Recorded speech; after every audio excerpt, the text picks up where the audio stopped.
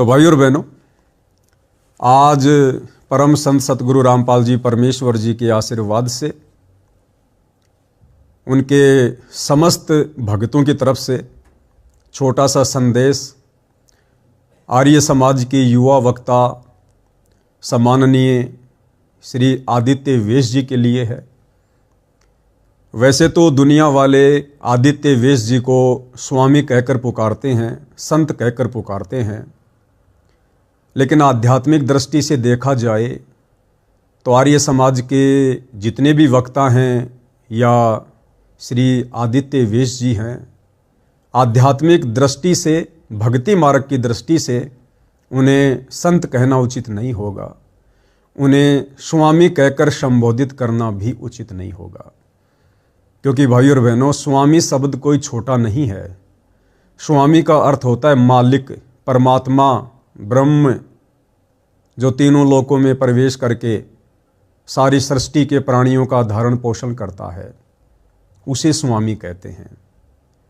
और उस एकमात्र परम शक्ति के अलावा जिस परम शक्ति का वैदिक नाम कबीर देव है, जो स्थायी रूप से सतलोक में निवास करता है, सचखंड में निवास करता है, और निसंदेह वर्तमान में वही परम शक्ति कबीर देव संत रामपाल जी के नाम से धरती पर प्रकट हैं, विद्यमान हैं।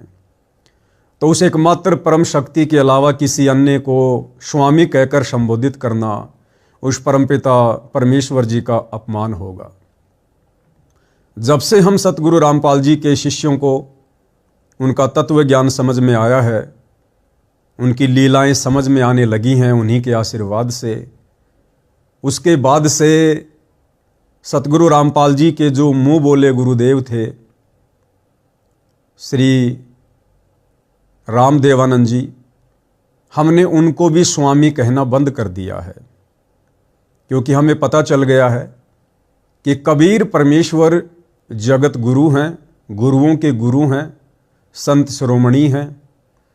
ये जो भी भूमिका अपने हाथ में लेते हैं, चाहे संत की हो, चाहे सतगुरु की हो, चाहे साहिब की हो, चाहे जगत गुरु की हो, चाहे तत्वदर्शी संत की हो, उसके बाद किसी अन्य व्यक्ति को इन शब्दों की उपमा देकर संबोधित करना उस परम सत्ता कबीर देव का अपमान होता है।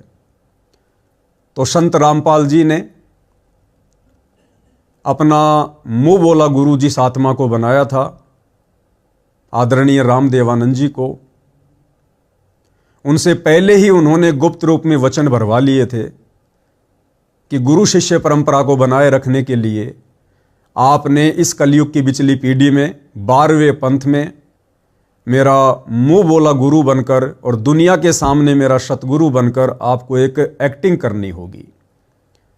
जो लोग अध्यात्म के जानकार हैं उन्हें पता है कि जब कबीर परमात्मा 650 साल पहले बनारस के काशी शहर में लहरतारा तालाब पर कमल के विकसित फूल पर अवतरित हुए, सतलोक से आकर सशरीर प्रकट हुए, और जब ये 5 वर्ष के हुए तो उन्होंने एक अच्छी आत्मा पंडित रामानंद जी को अपना मुंह बोला गुरु धारण किया और रामानंद जी से कह दिया था कि आप सांसारिक दृष्टि में मेरे गुरु हैं, लेकिन आध्यात्मिक दृष्टि से मैं आपका गुरु हूं।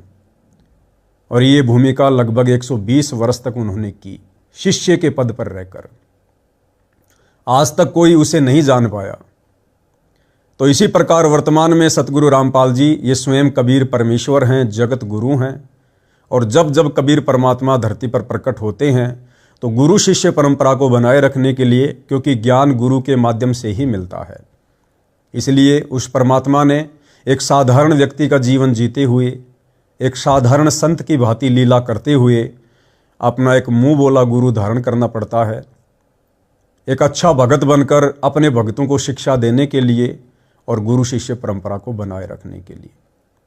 तो जब से सतगुरु रामपाल जी के भक्तों को, उनके शिष्यों को ये स्वामी की परिभाषा समझ में आई है, उसके बाद हम अपने दादा गुरु को भी स्वामी शब्द से संबोधित नहीं करते हैं। तो स्वामी कहने का अधिकारी पूरी सृष्टि में, या संत कहलाने का अधिकारी पूरी सृष्टि में केवल कबीर देव है। और जब जब वो कबीर देव धरती पर संत रूप में प्रकट होता है, केवल उन्हीं को इन विशेष शब्दों से उपमा देकर संबोधित किया जा सकता है। तो आदरणीय आदित्य वेश जी को मैं संत भी नहीं कहूँगा, क्योंकि संत की परिभाषा क्या होती है? जो शास्त्रों से भली भांति परिचित होता है। अब शास्त्र का अर्थ कोई संस्कृत भाषा नहीं होता है कि जिसको संस्कृत भाषा बहुत अच्छी आती होगी वो शास्त्रों से परिचित होगा। संस्कृत केवल एक भाषा है, और एक भाषा का बहुत अच्छा ज्ञान हो जाने से कोई विद्वान नहीं कहा जा सकता। असल में विद्वान केवल कबीर परमात्मा ही है, उनके अलावा दूसरा सृष्टि में कोई विद्वान कहलाने का भी अधिकारी नहीं है। देखिए, संसार में हजारों भाषाएं हैं। क्या एक व्यक्ति, क्या एक इंसान उन संसार की समस्त हजारों भाषाओं का ज्ञाता हो सकता है? क्या उन भाषाओं का जानकार हो सकता है? कदापि नहीं हो सकता है। यदि आपको संस्कृत बहुत अच्छी आती है तो हो सकता है आपको पंजाबी नहीं आती, आपको चाइनीज़ भाषा नहीं आती, आपको फारसी नहीं आती। हो सकता है आपको चाइनीज़ भाषा बहुत अच्छी आती है तो आपको पंजाबी नहीं आती, आपको तेलुगु नहीं आती, नाइजीरिया की भाषा नहीं आती। तो किस आधार से आपको विद्वान की संज्ञा दें? तो विद्वान भी असल में कबीर परमात्मा ही कहलाने के अधिकारी हैं, क्योंकि कबीर परमात्मा सभी भाषाओं के जनक हैं, सभी भाषाओं के ज्ञाता हैं। और हम इंसानों की भाषा तो छोड़िए, वो परम शक्ति कबीर परमात्मा इस सृष्टि में जितने भी प्राणी हैं, 184 योनियों में, सूक्ष्म से लेकर और बड़े से बड़े जितने भी जीव जंतु हैं, वो परमात्मा उन 84 लाख योनियों में तरह तरह के प्राणियों की भाषा जानता है, उनके मन की भाषा भी जानता है, उनके अंतरात्मा की बात से भी वो परमात्मा परिचित है। कबीर परमेश्वर जी की वाणी है कि चीटी पायल बाजे पैर, साहेब सुनता है सब लहर। चीटी यानी कीड़ी, कीड़ी का पैर क्या होगा? उसके पैर में यदि पायल बनाकर बांध दी जाए तो उसकी पायल कितनी महीन होगी, कितनी सूक्ष्म होगी। अर्थात वो कबीर परमेश्वर उस चीटी के पैर की पायल की आवाज़ को भी सुन लेता है। तो भाई और बहनों, असल में विद्वान भी एकमात्र संस्कृत भाषा का ज्ञाता होने से इंसान को नहीं कहा जा सकता। असल में विद्वान भी कबीर परमात्मा ही है, और निसंदेह वर्तमान में उस विद्वान की परिभाषा में एकमात्र परम संत सतगुरु रामपाल जी फिट होते हैं। भाई और बहनों, ये तमाम प्रकार की बातें मैं जो कर रहा हूँ, सत भक्ति से अपरिचित, सत आध्यात्मिक ज्ञान से अपरिचित लोगों को लगेगा कि ये मूर्ख किस्म का व्यक्ति है, कुछ भी बोले जा रहा है। लेकिन आप लोगों को जानकर घोर आश्चर्य होगा, आदरणीय गरीबदास जी महाराज, गांव छुडानी, जिला झज्जर, हरियाणा में, जिनका सन 1717 में जिनका प्राकाट्य हुआ, आना हुआ, 65 वर्ष तक आदरणीय गरीबदास जी ने एक मनुष्य शरीर में लीला की। और जब तक वे मनुष्य शरीर में थे, एक आम संत की भूमिका कर रहे थे, तब तक लोगों ने उनका मजाक उड़ाया, उनको बावड़ा कहकर संबोधित किया। अपनी वाणी में परमात्मा कहते हैं, जीव जो ना सत्संग में आया, भेद ना उसे भजन का पाया। गरीबदास जी को भी बावड़ा बताया, क्या कर ले इस दुनिया शानी का। आज उन्हीं गरीबदास जी को हरियाणा में, विशेषकर गांव छुडानी वाले, करोथा वाले, डिग्गल वाले, बागपुर वाले, झज्जर वाले, उन्हीं गरीबदास जी को परमात्मा मानकर, पूर्ण ब्रह्म परमेश्वर मानकर आज उन्हें पूज रहे हैं। परंतु जिस समय आदरणीय गरीबदास जी इन्हीं गांवों में रहा करते थे, विचरण किया करते थे, मनुष्य शरीर में लीला कर रहे थे, लोगों को यही अपना तत्व ज्ञान समझा रहे थे, उस समय लोग उनका मजाक उड़ाया करते थे, उन्हें छोरी का छोरा कहा करते थे। क्योंकि आदरणीय गरीबदास जी की माता अपने पीहर में रहा करती थी, यानी गरीबदास जी के जो पिताजी थे श्री बलराम जी, वो घर जमाई रहा करते थे। तो गांव वाले उन्हें ना पहचान कर छोरी का छोरा कहा करते थे, बावड़िया कहा करते थे। क्योंकि जब गरीबदास जी एक संत की भूमिका करते हुए कबीर परमेश्वर जी की वाणियों का प्रचार करते थे, या उनका जो ज्ञान योग परमेश्वर जी ने खोल दिया था, और जिस प्रकार से वो अमर वाणियाँ बोला करते थे, तो लोग उनका मजाक उड़ाया करते थे, उनकी वाणियों को ना समझकर, ना पहचान कर। और आज उन गरीबदास जी का गांव छुडानी में बहुत ही भव्य मंदिर लोगों ने बना रखा है। वहाँ पर जाकर चढ़ावे चढ़ाते हैं, मन्नतें मांगते हैं।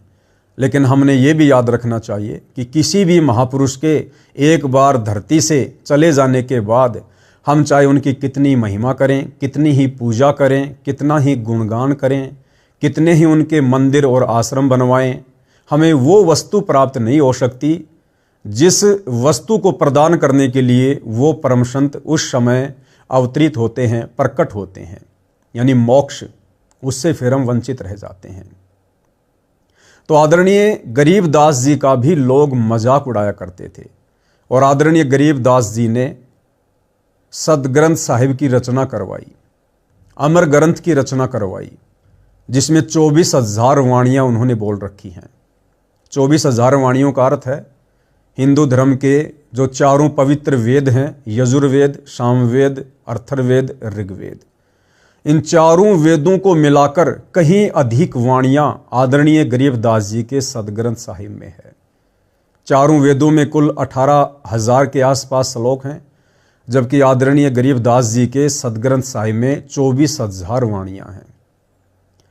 और कमाल की बात यह है कि आदरणीय गरीबदास जी के अमर ग्रंथ में, सदग्रंथ साहिब में, जिसका पाठ छुडानी धाम में किया जाता है, जिसका पाठ वर्तमान में सतलोक आश्रम में किया जाता है, उस अमर ग्रंथ साहिब में विश्व की सभी भाषाओं के शब्दों का समावेश है। बड़ी कमाल की बात है।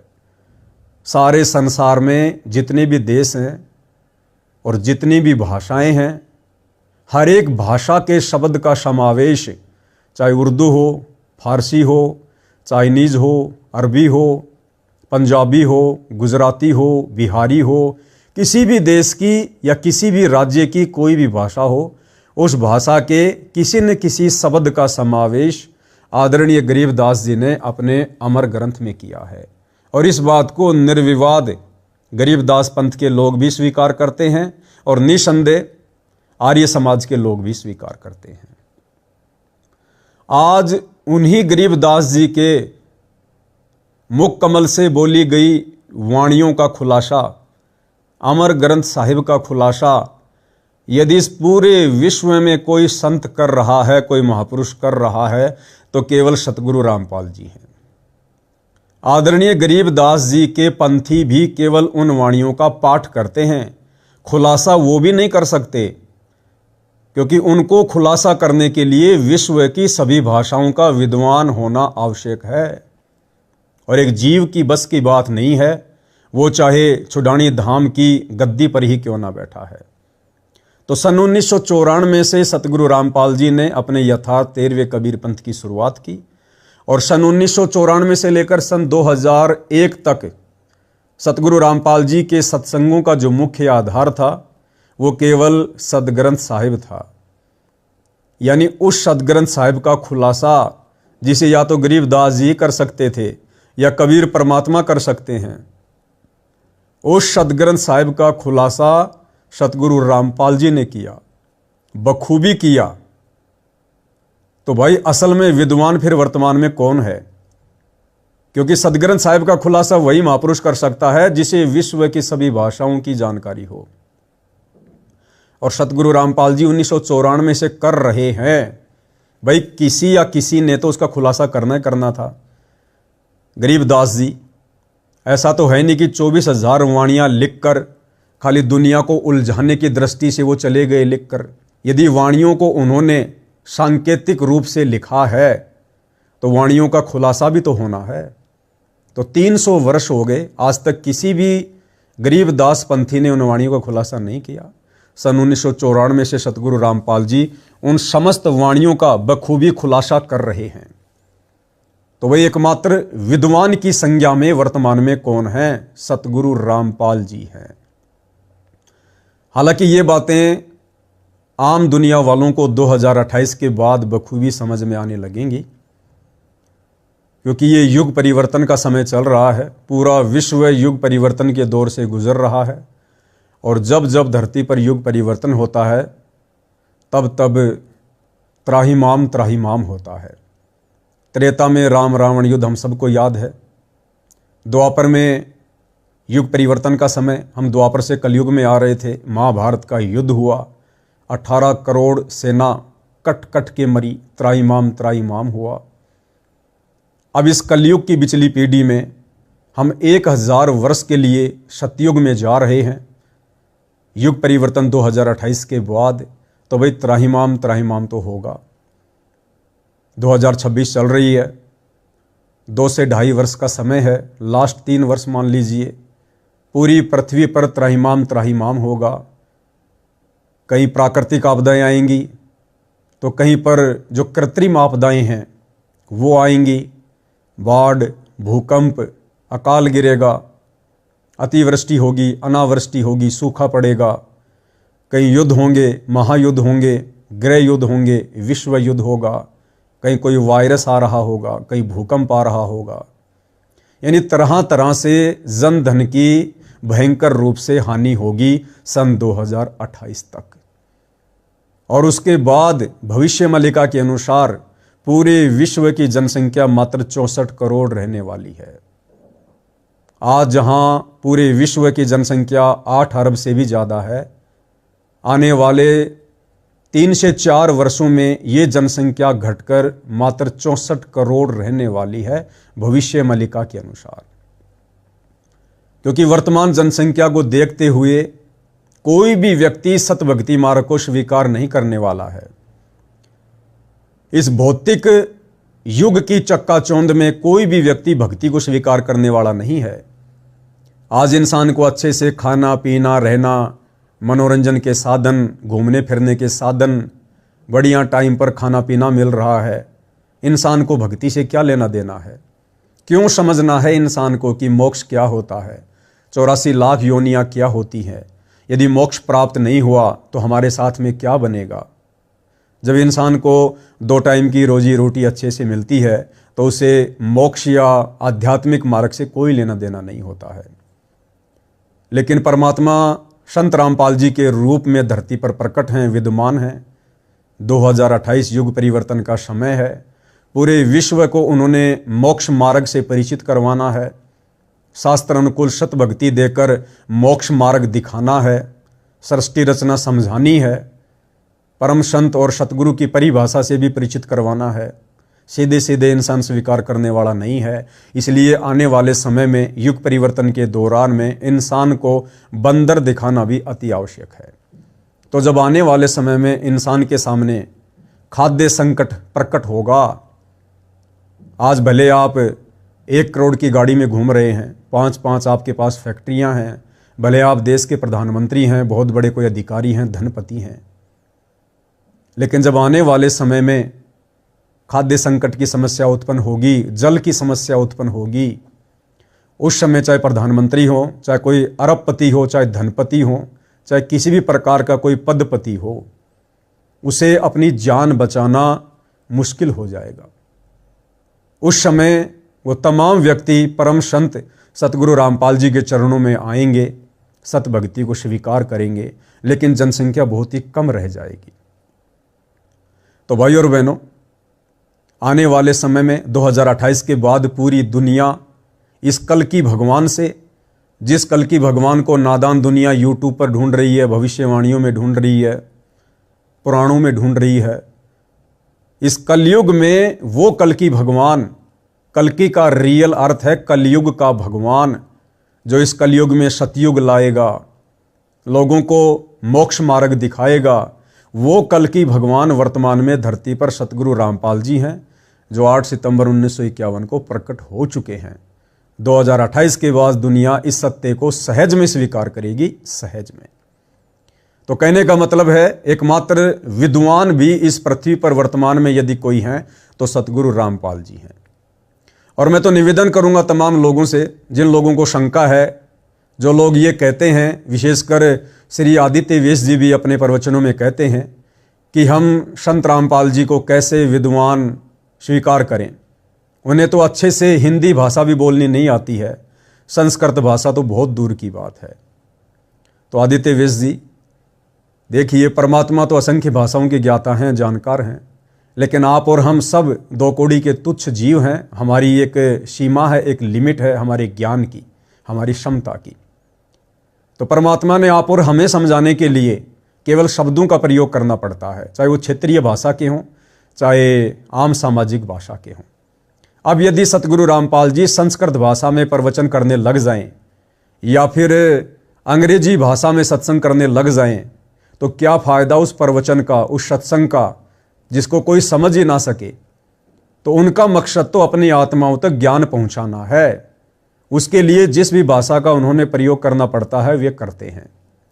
जैसे छोटा बच्चा होता है 6 महीने का, साल भर का, उसे बोलना नहीं आता है, उसे दूध कहकर माँ से दूध मांगना नहीं आता है, लेकिन बच्चा क्या इशारा करता है, क्या संकेत करता है, क्या भाषा बोलता है, दू दू दू दू, तो उसकी माँ समझ जाती है कि बच्चा भूखा है, इसको दूध की आवश्यकता है। वो तुरंत उसको स्तनपान करवाने लग जाती है। तो ये परमात्मा है, परमेश्वर हैं, स्वयं कबीर देव हैं, सारी सृष्टि के जनक हैं, विश्व की या सृष्टि की 184 योनियों की तमाम भाषाओं के ज्ञाता हैं, सर्वज्ञ हैं। और जहां इन्हें आवश्यकता होगी ये उन भाषाओं का भी प्रयोग करेंगे।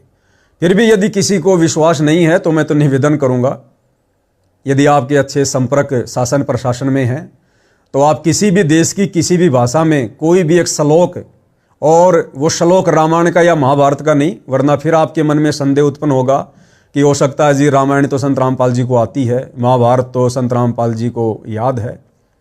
आप किसी भी विश्व के किसी भी धर्म की किसी भी बात पर कोई भी श्लोक किसी भी भाषा में लिखकर, जो आपको लगता है कि ये भाषा संसार की सबसे कठिन सबसे जटिल भाषा है, उस भाषा में एक श्लोक लिखकर आप हिसार जेल में संत रामपाल जी के पास जाइए, और जिस प्रकार से संत से आशीर्वाद प्राप्त करने का तरीका गीता जी में अध्याय 4 श्लोक नंबर 34 में गीता ज्ञानदाता ने बताया है कि भली भांति जाकर उनको दंडवत प्रणाम करो, सरलता पूर्वक कपट छोड़कर उनसे व्यवहार करो और उनसे अध्यात्म ज्ञान के विषय में जानने की प्रार्थना करो। फिर वो परम संत, वो तत्वज्ञानी महात्मा आपको तत्व ज्ञान का उपदेश करेंगे। तो आप हिसार जेल में जाइए, 1, 2, 5, 10 श्लोक 10-15 भाषाओं के आप लिख कर जाइए और सतगुरु रामपाल जी को दंडवत प्रणाम करके आप उनके सामने वो पर्चा रखिए और उन्हें बोलिए कि हे गुरुदेव, हे परम शक्ति, जैसा हमने आपके विषय में सुना है, हमारी औकात नहीं आपकी परीक्षा लेने की, लेकिन हमें विश्वास हो कि वास्तव में आप परम शक्ति हो, परम विद्वान हो, सर्वज्ञ हो, समस्त भाषाओं के ज्ञाता हो। आप जी हमारी शंका के निवारण हेतु इन कुछ श्लोकों का हिंदी में अनुवाद कर दीजिए। यदि ऐसा नहीं हुआ भाई और बहनों, क्योंकि मैं अपने गुरुदेव भगवान के ऊपर विश्वास करके तमाम बातें बोलता हूँ, यदि ऐसा संभव ना हो तो मैं पवन दास, आप जैसा कहोगे मैं वैसा करने को तैयार रहूँगा। आप जिस भी चौराहे पर खड़ा करके नंगा करके मुझे फांसी तोड़ोगे, मैं सहर्ष स्वीकार कर लूँगा, क्योंकि मुझे उस परम शक्ति पर पूर्ण विश्वास है। तो कहने का मतलब है एकमात्र विद्वान भी वर्तमान में सतगुरु रामपाल जी ही हैं। 2028 के बाद पूरी दुनिया इसे स्वीकार कर लेगी। तो आदरणीय आदित्य वेश जी को हम संत भी नहीं कह सकते, क्योंकि संत असल में वो होता है जो समस्त शास्त्रों से परिचित होता है। शास्त्र चाहे किसी भी देश के, किसी भी ग्रंथ के और किसी भी भाषा में क्यों ना हो, जो उनको समझा दे वो असल में संत है। और विद्वान इसलिए नहीं कह सकते आदित्य वेश जी को, क्योंकि विद्वान वो होता है जिससे समस्त धर्मशास्त्रों की विद्वता का ज्ञान होता है। तो वे वर्तमान में केवल सतगुरु रामपाल जी हैं। हाँ, मैं आपको आदरणीय कहकर संबोधित करूंगा, कर भी रहा हूं, आदरणीय आदित्य वेश जी, क्योंकि आप आदरणीय हैं। सतगुरु रामपाल जी ने हमें धर्मशास्त्रों से बताया है कि इस संसार में जितने भी प्राणी हैं, जो वर्तमान में विशेषकर मानव शरीरधारी हैं, जिनको मनुष्य शरीर प्राप्त है, वो चाहे स्त्री हो चाहे वो पुरुष हो, वो सभी आदरणीय हैं, सम्माननीय हैं। क्यों? क्योंकि मनुष्य जन्म में ही मोक्ष प्राप्त किया जाता है। तो वर्तमान में जिन जिन आत्माओं को मनुष्य शरीर प्राप्त है, चाहे स्त्री हो चाहे पुरुष हो, और वर्तमान में सतगुरु रामपाल जी भी धरती पर प्रकट हैं जो मोक्ष के दाता हैं, तो वो तमाम आत्माएं सौभाग्यशाली हैं जिन्हें परम संत के समकालीन मनुष्य जन्म प्राप्त हैं। इसलिए वर्तमान में सतगुरु रामपाल जी के धरती पर रहते सहते जितने भी मनुष्य शरीरधारी शरीर हैं, चाहे स्त्री का हो चाहे पुरुष का हो, वो तमाम आदरणीय हैं। गरीबदास जी भी अपनी अमृतवाणी में कहते हैं कि गरीब नमो नमो सतपुरुष को नमस्कार गुरु की नहीं, सुर नर मुनि जन साधुआ संतों सर्वश दीन ही। यानी सभी को मेरा प्रणाम है, क्योंकि सभी मनुष्य शरीरधारी प्राणी आदरणीय हैं, सम्माननीय हैं। तो आर्य समाज के जो प्रवक्ता हैं श्री आदित्य वेश जी, वो मुझ पवनदास के लिए और सतगुरु रामपाल जी परमेश्वर जी के जितने भी फॉलोवर हैं उन सब के लिए आदरणीय हैं, सम्माननीय हैं। हम आपको श्री कहकर संबोधित करेंगे, हम आपको श्रीमान कहकर संबोधित करेंगे, परंतु हम आप जी को इस सतभक्ति मार्ग की मर्यादाओं के अनुसार संत कहकर या विद्वान कहकर या फिर स्वामी कहकर संबोधित नहीं कर सकते।